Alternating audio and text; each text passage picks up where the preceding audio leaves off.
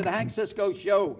Don't touch that dial, because here comes the judge. Okay, ladies and gentlemen, we have Common Pleas Court Judge, good friend, Montgomery County, born and raised in Norristown, graduate of Bishop Kendrick, football player, former district attorney, and now he's a judge in the Common Pleas Court, Norristown. Great friend. When I was a county detective, he was district attorney, and through his, or my, whatever, he made me a lieutenant. So I want to thank you. So, Judge, welcome to the Hank Cisco Show. Pleasure to be here. All right, let's tell the people all about you, about Norristown, growing up in Norristown. What's the scoop now? You were born right around Fernanson and I actually, Powell. I grew up on Freely Street, 211, that's right. 211 East Freely Street. I don't know why I keep saying Fernanson. Right? No, it was Freely, and it was between Green and Arch Street, Okay. right across from Sacred Heart Hospital. So you went to St. Patrick's? I went to St. Patrick's 1st through 8th grade, and then I went to Bishop Kendrick. And then you went to Bishop Kendrick? Right. And the principal was no other than Father Moores. Father Morse. Oh my God! And Bishop Kendrick's moving out. That's a sad thing. I remember Father Moores when they first came with a blueprint, right on the corner. You know. I remember when the school was built. I was, I don't know, I was 10 years old in St. Patrick's, and they were moving to high school. Back then, the high school was there at Chestnut and Green Street. Yeah, right there at Chestnut and Green. And the students gradually moved out to Bishop Kendrick. And I guess the first 4-year class, the graduate that went through Kendrick all 4 years, was the class of 1959. 59. So I remember when it opened. I graduated in 1963, and last week I was remember. at the... You were Yeah. football player, right? And would you come? You got high honors, didn't you? And then you just got an opportunity to go to Bishop Notre Dame, right? I went to Notre Dame, yeah. And, Went there on a football scholarship, but had a very unspectacular career in football. what do you mean? Well, I didn't do much in football at Notre Dame, but I graduated and went on to law school. Well, you graduated. I graduated. Right. Okay. Well, you graduate, and I got news for you. I did something. I got something for you. A good friend of mine at Sonorama, I says, you know, I have a good friend, the judge, and it was a big article in the Times Herald, and all about, you know, your whole life story and all. And I just, and here, and this picture was here, the Fighting Irish. and I got it, and I asked him if he would put, you know, something down there. So I figured, here it is. Joseph A. Smythe, Jr., football player, former DA, judge, all around good guy. Hank Cisco, Ambassador Norristown. You didn't say that, I said it, okay? Well, you showed that to me about 5 minutes ago, and so I know, I can't act you. surprised. If I saw this now for the first time, the audience would hear the belly laugh that I came up with. All them other judges are going to call me up and say, Hank, you know, I went to so-and-so college, you know. I'm going to take a ribbing about this. Oh, yeah. I want you to know this I got borders, some extra copies here for you. This borders on being sacrilegious. I want you to know that. Well, you're taking place of the saint. I'm taking place of Oh, okay. Touchdown Jesus. Saint Smythe. Touchdown Jesus. That's who normally occupies that position. Well, that's the Notre Dame Library. Judge, you know, the courts have been making a lot of changes, and to the good. They're trying to understand now, and somebody commits some kind of crime. Sometimes they got a drug problem, or they got an alcoholic problem, or they got a mental problem. And it's starting to, you know, change it around a little bit, like Judge O'Neill, something to do with drugs, okay?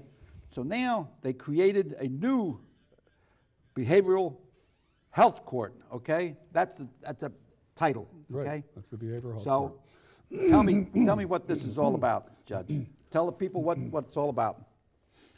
Well, I think many of the problems we have with the mental health population today goes all the way back to the 1960s when we deinstitutionalized many of our mental health facilities. And we did it without providing adequate community services. And this is why you see a lot of street people today, and a lot of these street people that have serious mental illnesses. Homeless street people, right. They wind up in the county prison. And we did a study of our county prison, and I would say the average stay for a person in the Montgomery County Correctional Facility is roughly 70 days. The average length of stay for someone with a serious mental illness is 240 days. Oh. And it's not just a county prison, but it's prisons throughout the Commonwealth, throughout the state. These are where many of our people with serious mental illnesses come to rest. And they don't belong in a county prison. So we implemented a program, and our goal was to get early diagnosis of these people, integrate them out of the jail back into the community with appropriate community-based services. And we've been in operation now for about a year, and the program's working quite well. Yeah. Well, now, not everybody can enter this program, right? Not everybody. A person has to agree to enter into the program. We won't take any homicide case. We frown upon crimes of violence and felony sex Husband and crimes. wife battling or something like that? Well, felony crimes of violence and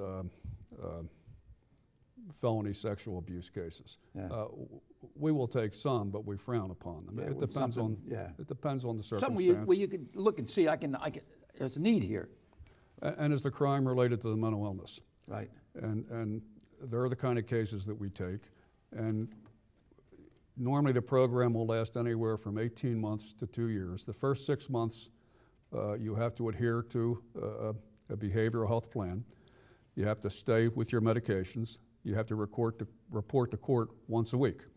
So sort of a probation? It's a probation, It's or a is it a probation. separate unit? Well, it's like an intensive probation. Okay. And you report. That's it, intensive. Okay, it's report- not just a regular probation. No, it's intensive. Yeah.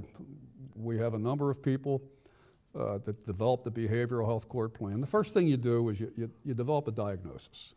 And the people at the Montgomery County Emergency Center have assisted us in this. Then we come up with a behavioral health treatment plan. And that treatment plan, once we implement it, we meet every Monday to review the plan and review how the client is doing. Okay. Part of our behavioral health court treatment team is a member of the district attorney's office, a member of the public defender's office. They all have to gel together. They're part of the team. Right. A member of the Montgomery County Emergency Services, we call them JRS, people from our Office of Behavioral Health, people from the prison, people from the various service providers throughout the county. And we discuss the plan, we discuss how the client is doing. We may have seen the client at least 2 times a week, sometimes 3 times a week. Well, when you say you see them, what? Somebody from our team visits them, either a probation okay. officer or someone from the Office of Behavioral Go Health. to their home or wherever? Yeah, and we manage them. Right. And then if they successfully complete the first 6 months, they'll move to phase 2, where they come to court every other week. And if they successfully complete phase 2, they'll move to phase 3 for the final 6 months. Now, if they successfully complete phase 3, the whole idea is to release them from the jurisdiction of the court, but under circumstances where they still continue to receive mental health services in the community.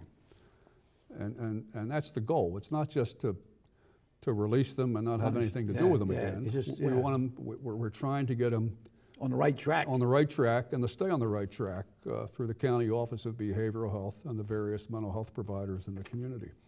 And we've only been in operation a little less than a year. It's successful. Is it moving along? I think it's moving along well. We have maybe 25 to 30 people in the program right now. I think 2 years from now it's going to grow tremendously. And Well, did you see the need for this? I mean, I'm a former police officer, county detective, but I didn't. We see a case, a police officer sees a case different than judge. And did you see, as you were from a high school student to a lawyer to a district attorney, did you see something along the way that say, hey, this maybe this little bit of a change, and what you're doing now? Well, I think my experience as a judge is when I started to realize that there are a lot of people in the criminal system that have mental illnesses. And I never quite knew how many, but I came to realize that what we're doing with these people it's just not working. They would normally be sentenced warehousing them. They would normally be sentenced to time served to 23 months, submit to a mental health evaluation, comply with the recommendations contained therein. There'd be no supervision. They would get out. They wouldn't stay on their medicine. There'd be no supervision. They'd violate their probation. They'd come right back in jail. Yeah, bouncing back. They'd be released under the same circumstances. They would violate their probation. They'd come back in jail. And it was, jail's not where they belong. Right. And they should have better mental health services. And that's when we did a study of the prison. And when we found out that the average stay for a county prison is 70 days per inmate, but the average stay for a person with a serious mental illness is 240 days. And that's extra money. It's about $7,500 a year. How much? About $7,500 a year. And people stay there because they're incompetent. They're evaluated. They're stabilized. They're sent over to Building 50. They're competent. They go back to the jail. They become incompetent again. Sometimes there's no place to parole them. So we now have a good system in place where we can more effectively deal with this clientele. And I think we'll reduce recidivism, and I think it'll enhance public safety. And the quality of life too, a little bit for the people. Yeah, No question about it. After they're a certain time that they're under your jurisdiction, and then they're released on their own. What's the scoop on that? Did they get any kind of problems later? They come bouncing back? Well, we haven't released It can happen, right? Oh, it can happen. All sunshine makes deserts. You're going to have the good and the bad, and somebody's going to mess up, Yeah. But go ahead. Well, it's an 18-month program. We've been in operation a little less than a year. So we haven't released anybody yet from our jurisdiction. How about that? See? Okay. Well, it's success. I mean, we're still a new program. But I think it's going to be very successful. I had Judge Hodgson was here, and he told me, he says, get Joe Smythe here, Judge Smythe here. He says, on this new program. So I'm glad that. Is that why I'm here and why I got the Fighting Irish Library? That's the Fighting Irish. No, all right. Now, you're a judge, okay, and people go before the courts and they say, well, oh my God, but you're human. And another thing a lot of people don't know, the common pleas court, it means common sense. Is that right? Is that the word comes from? They say. I don't know if that's where the word comes from. Well, it's common. But I think a lot of common sense. So that's what the judge does. He's common sense. Look over the case. Look at both sides and see what's best. Mm-hmm. Now let's talk about some of the people you work with. Some of the judges and some of the DAs and all. Let's reminisce a little bit.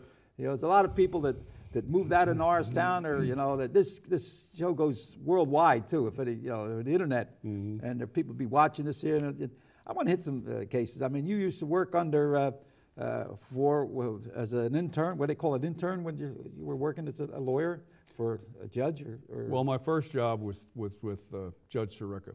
Judge Sirica. And he's a federal judge now. No, this is his father. Oh, his father, Ben. Yeah. Oh, yeah, okay. Yeah, he was president judge. He was president judge of the Montgomery County Court of Common Pleas. I was his law clerk right out of law school. Right out of law school, you worked with him. Yeah. Then I went to work. I was an assistant district attorney under Milton Moss. Milton Moss, okay. He's my man, yeah. He scored the fights. That's right. And then from there, I was engaged in private practice, and I was the chief deputy county solicitor at a time when... Who were the commissioners then? That would be Russell Parkhouse and Frank Jenkins. Oh, yeah, he was a sharp guy. They were the Republicans, and Larry Curry was the minority commissioner. Yeah, but Parkhouse was a smooth... I would say he was a politician, but he had class, He knew how to separate the affairs of government from the affairs of politics. Yeah. And he was an incredibly capable administrator, and we were all fortunate to have him. I was going to run for sheriff. So the guys, oh, yeah, okay, put you in the sheriff. So everybody, yeah, I got to go before the Republican committee or something, and they endorsed somebody else. Okay, so I said, well, I'm going to run anyhow, So I was working the DA at the time, and Parkhouse called me in. He says, look, Cisco, he says, you're a young guy. He's got the whole future in front of you. He says, now, if you run against the party, he says, you're going to be running against your good friend Joe Smythe because you're at the party. He said, so why don't you just, sit back. He said, an opportunity comes. He says, in politics, people move away, people die. A lot of things, opportunities come, So I stepped aside, and which I did, And so I remember... who was it? Judge Cirillo, too. Did you ever work for him? Or? I didn't work for him. No, I campaigned for him, but I never worked for him. And we campaigned one time for Leroy Zimmerman for Attorney General. That. Yeah, that's right. Yeah. we went up to some mountain place up in Lehigh County or something. We did a lot for Roy Zimmerman, you and I. He liked you, yeah. Yeah, I remember when you were running for judge and Father Moore's, we was at the football game, we smoked a cigar. And I says, Father, I says, you know, Judge Smythe, you know, Bishop Kendrick and all, he says, oh, we'll get a vote, you know. he was great. So he says he put a word in, you know. But what inspires you to want to go into law? I mean, you were a football player and, you know, an athlete and all. What dropped the seed to say you want to be a lawyer, a doctor or something like that? Well, I always had it in the back of my mind that I wanted to go to law school. But when I finished Notre Dame, I thought I'd like to work for a while. And I got a job with Atlantic Richfield. I was in the marketing division, working out of Wayne. I enjoyed the job, and one day I came in and they told me they were transferring me to Pottsville. Well, Pottsville's a great place. You know, I love the people from Pottsville. But after being there for about 6 weeks, I decided this is the time to go to law school. That hard coal was getting a little too hard. If Atlantic Richfield could transfer me to Pottsville, I decided I wanted to be a lawyer. So I finally, and I had it in the back of my mind all along. Yeah. So I went back to school. I went to Villanova, and I graduated from Villanova in 1971. As a DA, what is when you went from a district attorney to a judge? Do you have to change your feelings, or what's the scoop on that? How do you cope with that? Like you're prosecuting, and then you have to look at it another way. It's I don't know. I'm asking a question. I don't know what I really want, but how do you psych yourself to that? Well, when you're a district attorney, you're an adversary. You're representing the people of the Commonwealth, right. and it's an adversarial system. The defense attorney represents the defendant. The district attorney represents the Commonwealth. When you're a judge, you're more the referee, and you're trying to help people resolve their differences and trying to pull them together and resolving cases. So a judge, you're much more down the middle. You take a more balanced approach. And it can be done. People don't know how you can do that, but it can be done. Yeah. Maybe when you first go on the bench, you're more prosecutorial oriented. But over time, you become more balanced. Yeah. But what are the toughest type of case to handle? You have your emotions, you know, when you get a murder case, you get a guy that beats up his wife or kills his wife or his kids or something like that. It's an emotional thing. And you have to stay in there and listen, you know. And I know you would say, well, I want to grab the guy and choke him, but you can't do that, you know. But how do you hold your emotions together like that? It's a tough call, isn't it? I've never had any trouble holding my emotions together. I don't think. You just look at it as go right after it, right? I just call it as I see it, but I don't get overly emotional. You don't? Well. Yeah. Good. I know. Sometime I was a policeman. The case would be a family argument or something, or somebody did something real bad. I would feel sorry for him. You know, like I couldn't. I don't know if I'd want to arrest the guy or beat him up. You know? Well, so it's a certain little thing here, you know. Well, I can still feel sorry for people, but I don't get involved in the argument. I try to resolve the problem. Now you take this case that's going on with Judge Nicholas here. People that got thrown out of that's a tough call, where you have to make a decision and say you have to get out, you know, and they're emotional things, you know. So, but you know, that's the thing. Now getting back to this,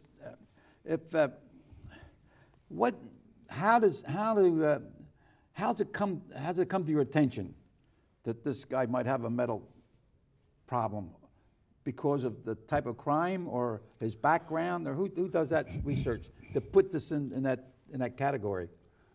It can come to our attention one of several ways. Now, when we focus on the jail population, many times the moment that person crosses the jailhouse door, we can determine by getting into our records whether that person has received mental health services in Montgomery County. Without violating any HIPAA regulations, we can determine if he has a history of mental illness. And once we do that, it's easy to come up with an appropriate diagnosis because we have the history. And many of our clients, we get that way. Now, sometimes clients can be referred to us by the police, by lawyers, by family members. Okay. Alert you to it. Yeah. And at that point in time, if they have a history of receiving mental health services, either privately or through the public system, we can gather that history, do an evaluation, and come up with a pretty good diagnosis. But if people don't have that history, it takes longer. It takes longer to come up with the diagnosis. The evaluation takes longer. I mean, the key is getting an accurate diagnosis. If you don't get an accurate diagnosis, the medicine you're giving them isn't going to help. And when you get the diagnosis, you get that from the mental health? Go over that again one time. Well, the people that do the diagnosis and come up with the behavioral health court treatment plan are the people from the Montgomery County Emergency Services. That would be Dr. Nell's group, Dr. Don Klein. They'll come up with the diagnosis and they'll come up with the treatment plan, and they're part of the treatment team. Well, what if a guy resists and say, I'm not mental? Well, then you have to want to come into the program. You have to come in on it. Okay. In other words, he's playing with the courts that I need help in a different way, I guess? Okay. You'll find oftentimes there'll be people in the prison saying, they'll be there at the jailhouse door, I'm bipolar, I'm schizophrenic, I need this, I have ADHD, and they're pretty much saying that all the time. Normally that's the person that does not have a mental health problem. The person with the mental health problem is the person in the back of the jail who's ashamed of the problem and doesn't want to admit it, but they want help. Now, when I got started in the program, I mean, it's been an educational process for me. In the beginning, I thought it's the threat of jail that will force these people to take their medication. Yeah. That's not the way it works. You can't threaten these people. You have to get people that want the help. Yeah, and you can work very well with them. And we have people from various socioeconomic backgrounds. We have a pharmacist, an engineer, a computer technician, a nurse in our court. We also have a number of younger people. Unfortunately, we have maybe prostitutes in the court, but they desperately want services. They want help. Sometimes there's nothing more tragic than try to figure out how they got involved, like a prostitute or a guy that went wrong with the company he kept, or how about I'm going to jump to one other thing. How about, let's say that a guy gets committed to prison, and then nobody said anything that he had a mental problem or anything. The warden can find something, or this guy's acting goofy or something, and the warden will alert the court, say, look, this guy should get in this program. Would that be another avenue? Or the prison, a deputy warden is part of our treatment team, and yes, they can send them over to Building 50 or to MCES for an evaluation. Yeah, but again, a lot of these people, through our advanced technology and the computer, we can determine the moment they enter the door if they have a history of mental illness. Okay. Many of these people, not all of them. Well, how about if a guy is okay, but then he flips a lid while he's in the prison, starts acting, funny, whatever.